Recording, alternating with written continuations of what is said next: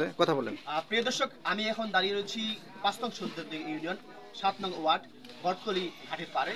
এখানে জামাত ইসলামের পক্ষ থেকে পরিচিতি লিফলেট বিতরণ করা হচ্ছে। তো এখানে একজন দোকানের মালিক, তার সাথে আমি কথা বলছি। দাদা, কি নাম আপনার? আমার নাম মনোদর চন্দ্র।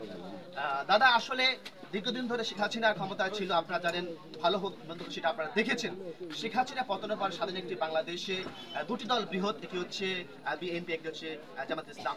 তো জামাত ইসলামের পক্ষ থেকে আপনার মাঝে এসেছে বিতরণ করতে।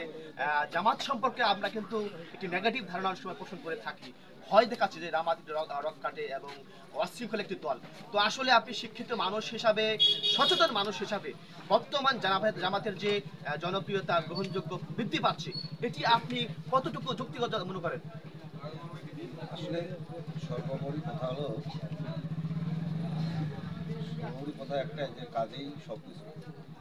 আমার কথা এর মধ্যে আমার বন্ধু আছে, আমার বন্ধুর সাথে কথা হয়, যেহেতু বর্তমানে পরিস্থিতিতে আওয়ামী লীগ নাই, আমি বলবো বর্তমান পরিস্থিতিতে আওয়ামী লীগ নাই, বিরোধী দল দুটো আছে, একটা জামাত ইসলাম, একটা বিএনপি। এখানে কে কী করতেছে, কে ভালো করতেছে, কে মন্দ করতেছে, আমরা আশাবাদী করবো যারা ভালো করবে তাদেরই জনগণ সাপোর্ট করবে। আরেকটি বিষয় প্রশ্ন আপনার কাছে, যে আওয়ামী লীগ এবং সনাতন ধর্ম যারা পালন করে তাদেরকে মনে হয় একই রকম মনে করছে, যে সনাতন ধর্ম মানে আওয়ামী লীগ।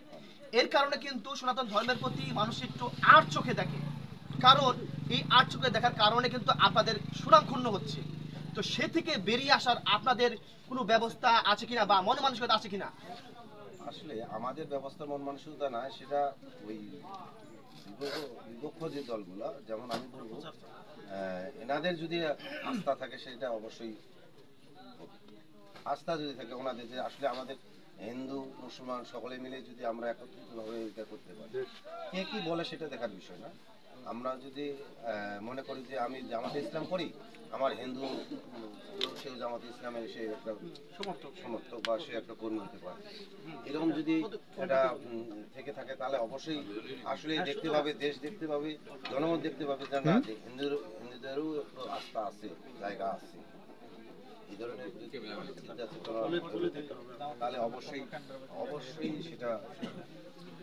আসলে আমরা দেখেছি শেখ হাসিনা যখন ক্ষমতায় ছিল, তারাও কিন্তু অনেক কিছু দল, কিছু সংখ্যক রয়েছে, টেন্ডারবাজি করতো, চাঁদাবাজি করতো। এখনো কিন্তু যেহেতু শেখ হাসিনা এখন নেই, তাহলে এখন টেন্ডারবাজি কেন হবে? প্রশ্ন থাকতে পারে কিনা? অবশ্যই থাকতে পারে। আমরা এখনো দেখছি টেন্ডারবাজি হচ্ছে। তাহলে আসলে জনগণকে কোন দলকে বেছে নেওয়া উচিত? আমি বলবো না এই দলকে বেছে দেন। তো আপনার কি মত?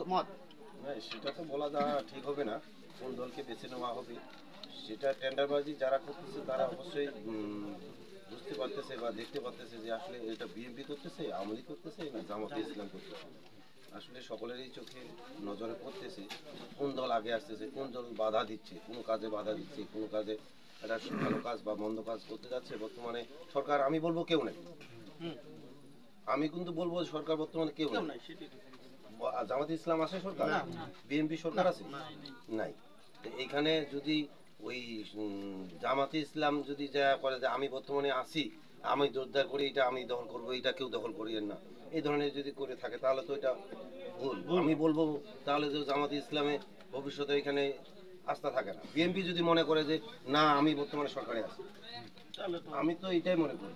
আমার কথা হলো, আমি দেখবো কাজ, এই বন্ধু আমার বন্ধু হয়, ওনার সাথে কথা হয় যে আমি দেখবো কোন কাজ, আওয়ামী লীগ বর্তমান নাই, কাজ দেখবো যদি কে ভালো করতে ভোট। আমি তো দেশের নাগরিক, আমাকে ভোট দিতে হবে, কিন্তু অবশ্যই দিতে হবে। জনগণের নাগরিক হয়ে আমাকে ভোট দিতে হবে।